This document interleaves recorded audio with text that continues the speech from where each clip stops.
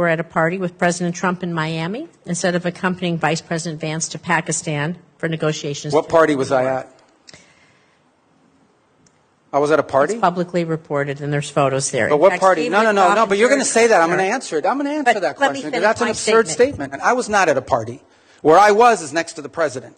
Because in the midst of those negotiations, I was in communications with them. And in fact, I think there is media reporting from that evening on how on multiple occasions I went into a back room, I came back out and spoke to the president and was constantly updating him. I know your staff wrote up this cute statement for your TikTok video, but it's not true. And it's not real. That's not what happened. Okay? I'm the National Security Advisor and Secretary of State. I was co-located with the President in the midst of a high-stakes negotiation so that I could immediately inform him about events occurring halfway around the world. I was where I needed to be at that moment because we had a very capable team on the ground in Pakistan, led by the Vice President. Secretary Rubio, have you been at more than one meeting where President Trump has fallen asleep? That's false.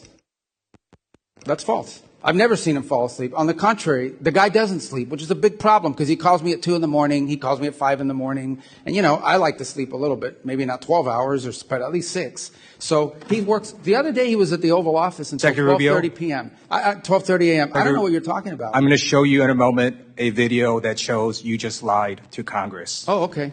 So this is a video of a cabinet meeting literally from last month where Donald Trump is sleeping while you are talking. Please show this video. Coalition of countries to line up behind the peace deal, behind the border peace, and it's still every day is a challenge, but it's been driven personally by the president. It's the reason why we're involved in this whole Ukraine-Russia conflict. That's not our war. It's not the president's war. This war started. It never would have happened if you'd been president. But this war is going on, and the president is trying to end it. I'm going to ask you to come clean with the American people and the White House as well. There's something wrong with Donald Trump's health or cognitive abilities. There's a reason he keeps going to the hospital and they keep giving him cognitive tests. We have not seen the president in 8 days. The American people deserve the truth. Okay. I yield back.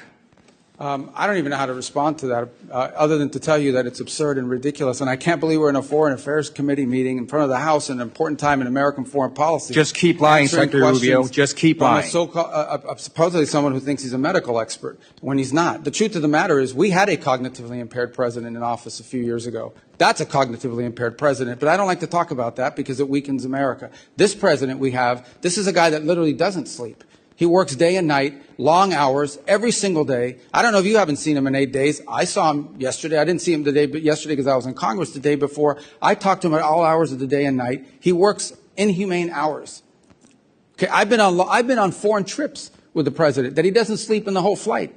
And everyone else is sleeping on the plane, and he's, wandering the hallways looking for someone to wake up and talk to that people are. So I don't know what you're referring to, but he has an incredible amount of energy. I'm just telling you, you may not like his policies.